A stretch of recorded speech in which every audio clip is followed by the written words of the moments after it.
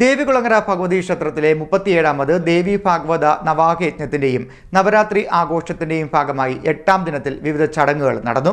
പ്രധാന ചടങ്ങായ നാരങ്ങാവിളക്ക് ചടങ്ങിൽ നൂറുകണക്കിന് വനിതകൾ പങ്കെടുത്തു. ദേവികുളങ്ങര ഭഗവതി ക്ഷേത്രത്തിലെ 37ാമത് ദേവി ഭാഗവത നവാഹയജ്ഞത്തിന്റെയും നവരാത്രി ആഘോഷത്തിന്റെയും ഭാഗമായി 8ാം ദിവസം പ്രധാന ചടങ്ങായ നാരങ്ങാവിളക്ക് നടന്നു. നൂറുകണക്കിന് വനിതകളാണ് ഇതിൽ പങ്കെടുത്തത്. രാവിലെ 5 മണി മുതൽ നിർമ്മാല്യ ദർശനം, ക്ഷേത്രാചാര ചടങ്ങുകൾ, ഹരിനാമ കീർത്തനം, 5:30 മുതൽ മഹാഗണപതി ഹോമം, സൂക്തജപം, 7 പാരായണം, 8 മുതൽ ഗായത്രി ഹോമം, ധന്വന്തരി ഹോമം, 12:30 അന്നദാനം എന്നിവ നടന്നു. വൈകിട്ട് 5 മണി മുതലാണ് നാരങ്ങാവിളക്ക് ചടങ്ങ് നടന്നത്.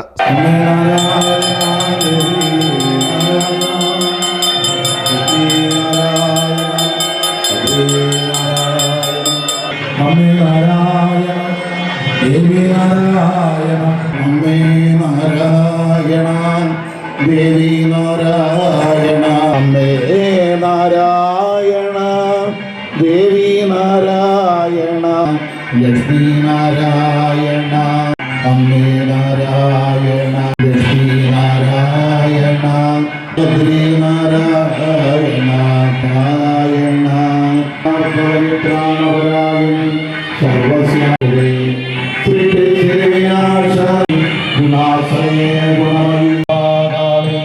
ഭദ്രകാളി നമോ കാർത്യായനി മഹാമായി ഭവസാരസാഗരീ ബ്രഹ്മവിഷ്ണു ശിവാരാധ്യേ പ്രസീദ ജഗദംബേ അമ്മേ നാരായണ ദേവി നാരായണ നാരായണ ഭൂമി നാരായണ